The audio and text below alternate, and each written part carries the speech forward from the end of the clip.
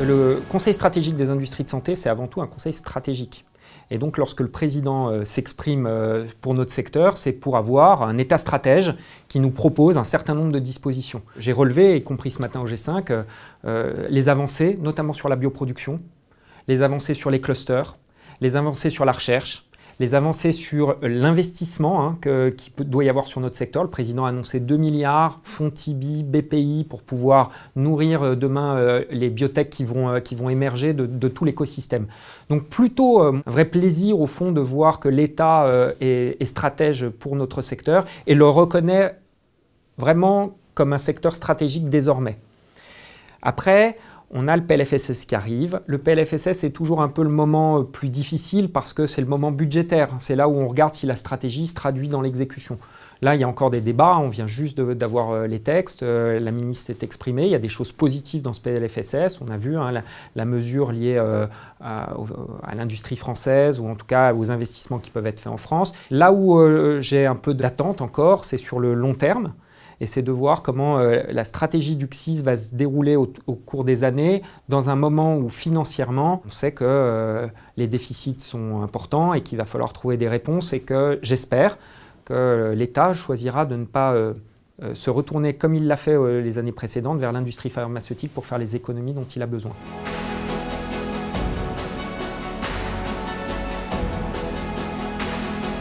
Le fait est que si vous avez un discours qui est que ce secteur est stratégique et sur lequel il faut investir.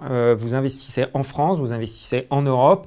Vous savez que les Américains et les Chinois investissent beaucoup. Il faut que la France et l'Europe investissent. Et on ne peut pas le faire dans un moment où vous contractez aussi la croissance par des mesures budgétaires qui seraient délétères au secteur. Donc il y a vraiment un équilibre à avoir entre les mesures industrielles et les mesures économiques.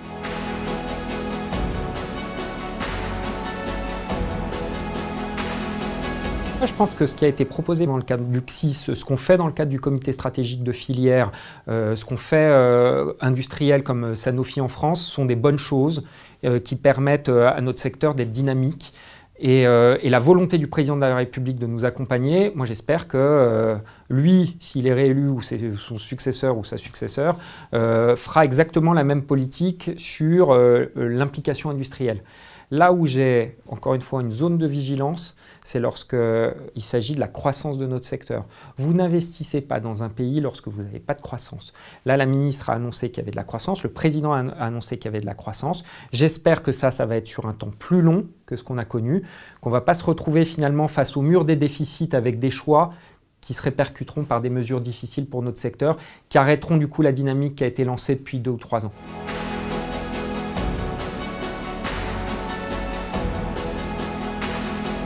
On est un peu dans un moment particulier. C'est-à-dire que si on ne saisit pas, là, post-Covid, le fait que ce secteur doit être accompagné, doit être développé pour exister entre les 2 géants que sont les États-Unis et la Chine, eh ben on va se retrouver écrasé par ces 2 géants. Je pense que ce n'est pas l'objectif du président de la République, ce n'est pas l'objectif d'une société comme Sanofi, je pense que ce n'est pas l'objectif de notre secteur. J'étais hier avec Thierry Breton et j'ai entendu que ce n'était pas l'objectif de l'Europe. Ah, voilà, il faut que ça se traduise maintenant dans les mois et les années qui viennent.